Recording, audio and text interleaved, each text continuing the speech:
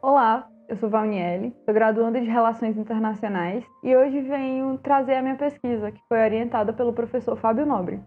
O tema da minha pesquisa é o mito do Estado secular. Como hipótese, trago será mesmo que a religião, como sistema de crenças, foi exilado das relações internacionais?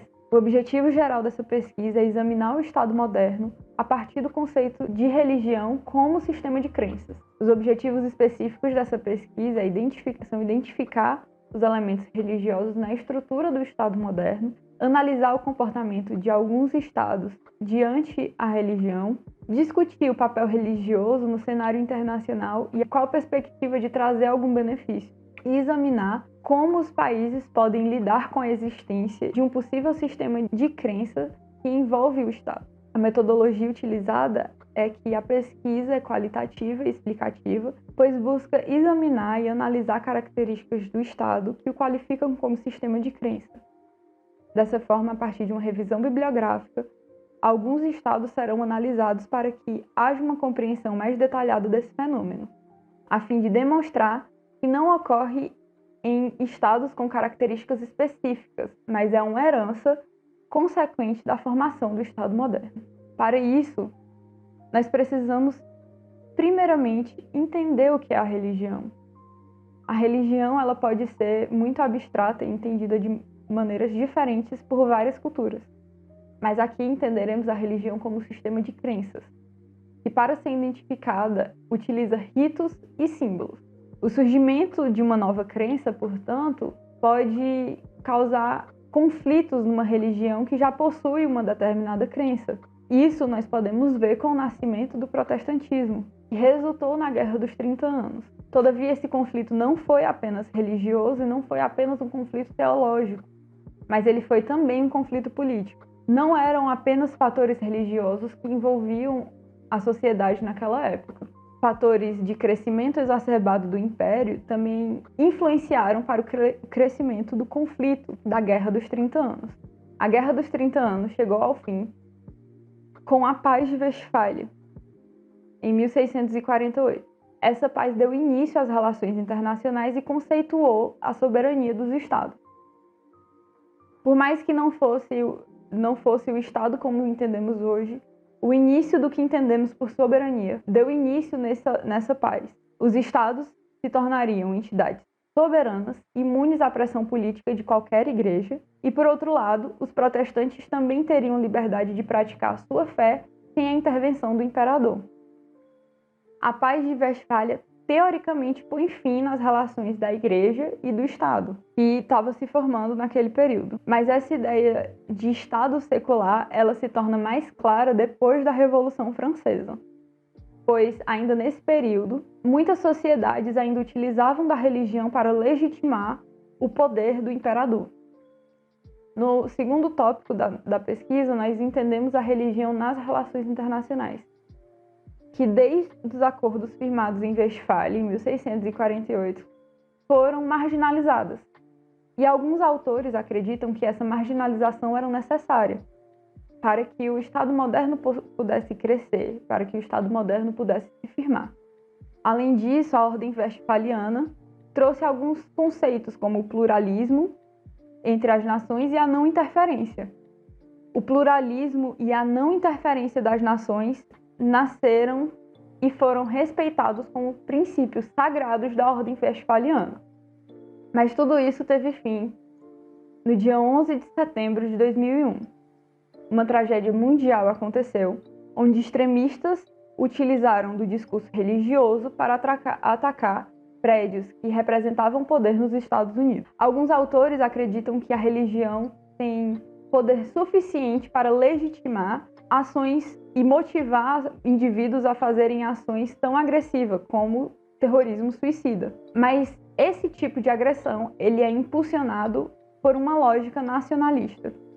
A parte 3, nós entendemos o Estado e a religião. Um conceito importante de ser entendido é o nacionalismo, pois antes mesmo do Estado moderno ser conferido, ser criado, as comunidades religiosas elas eram conhecidas pelo território nacional e um idioma comum, uma cultura em comum. Dessa forma, quando o Estado moderno surgiu, essa mesma estrutura foi levada como Estado moderno.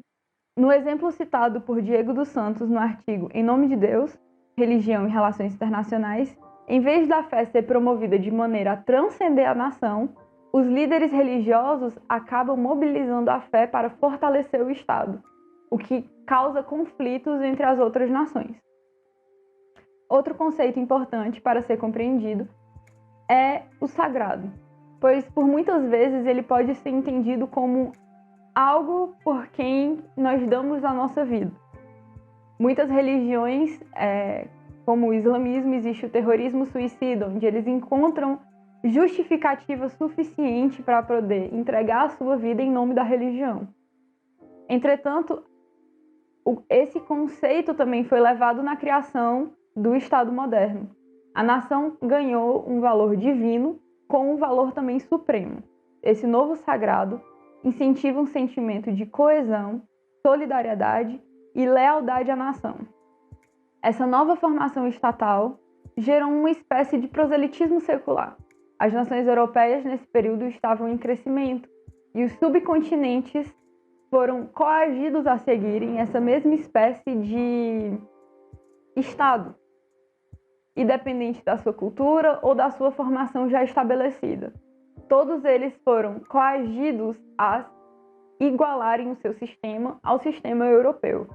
Outro fenômeno que incentivou a secularização foi a industrialização, que levou à reconfiguração das nações europeias, que se tornaram mais centralizadas, e nessa nova configuração industrializada é exigida uma educação padronizada e um controle unificado dos recursos humanos. Por mais que a religião estivesse privatizada e ao Estado tivesse sido conferido monopólio legítimo sobre o uso da força, a realidade atual é um pouco diferente, pois diversas instituições estão sendo confrontadas com o ressurgimento da religião, com a força que a religião tem ganhado com o decorrer dos tempos. E isso reflete uma desilusão social com a atuação do Estado ao oferecer bem-estar aos cidadãos. No tópico 4, nós entendemos o Estado como sistema de crenças. Para a formação de uma unidade estatal, era necessário que fossem criados atalhos para a coletividade e fossem representados através de símbolos e ritos. Esses, por sua vez, de natureza subjetiva e criadora de limite e autorreferencial. Esses símbolos devem ser passíveis de mudança e de significado, pois, dependendo do governo e da estrutura do governo, eles são interpretados de maneira diferente. Esses símbolos também precisam ser aceitos no subconsciente para que eles sejam despercebidos no dia a dia da maioria da sociedade. Portanto, embora a identidade religiosa estivesse em queda, ela manteve uma base normativa na criação do Estado moderno. É mais simples compreender os ritos e símbolos nacionais como os descendentes de uma religião para a formação de uma identidade coletiva. Apesar do secularismo ter tentado privatizar a religião, o Estado possui uma lógica estrutural herdada da mesma, no que diz respeito à criação desses símbolos. Por fim, concluímos que o Estado como sistema de crenças é fundamental para a sua formação e a formação da unidade coletiva entre os cidadãos. As pessoas precisam ter um sentimento de respeito e de reverência pelos símbolos atribuídos pelo Estado.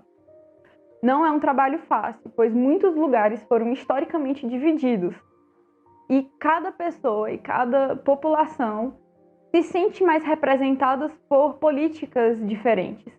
Todavia, os estados que conseguem manter os seus rituais, crenças, com uma boa frequência da população e têm seus símbolos respeitados, significam que o mesmo alcançou a unidade coletiva através desse sistema de crenças adotados pelo Estado moderno. Desde já, agradeço ao meu professor orientador Fábio Nobre e também ao grupo de estudo de relações internacionais, política e religião, que me incentivaram a produzir essa pesquisa. Agradeço a todos vocês que chegaram até o final desse vídeo.